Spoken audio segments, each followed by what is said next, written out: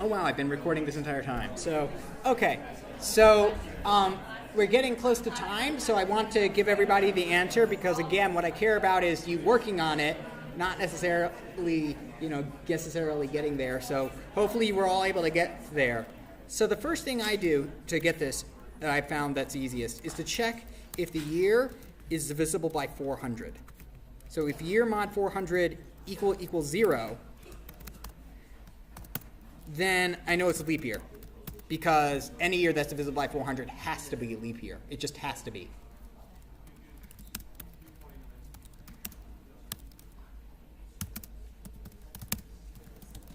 Okay.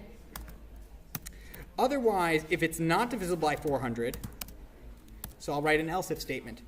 If the year mod 100 equals 0, so here I know that it was divisible by 400, and it was not divisible by, so here it was divisible by 400, but here we know it's not divisible by 400 because we entered the elif statement.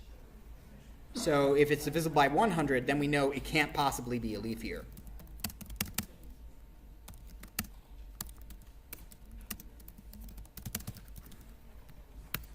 Now, if it's not divisible by 400, and it's not divisible by 100, but we know it's divisible by 4 because we're still inside this nested loop state, this nested if statement over here. Print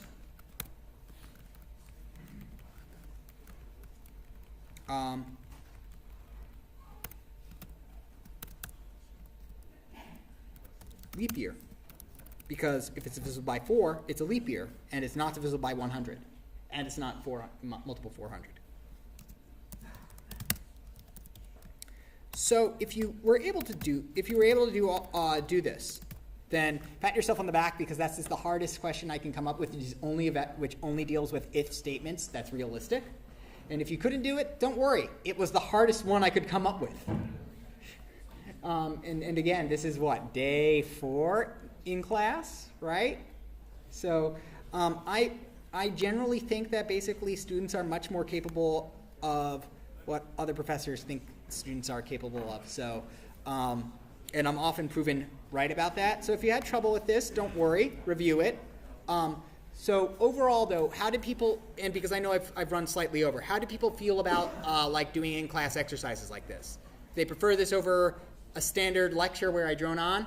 Okay, so I'll try to do this, if not every week, then every other week, because I want to make sure that, and it does work out pretty well that we have a lecture, right, then we have lab, and then we can do an in-class exercise. So I'll try to do, so I'll speak with the TAs about if they can make it for these things. And here's a non-programming note that in 1752, these dates don't exist. I know. I told a couple people that. So now on the PDF that I have linked, be sure to watch that video because it will teach you about how our program will actually be woefully incorrect about things. Because as a programmer, you don't want to have to worry about things like leap seconds, which are things that actually exist.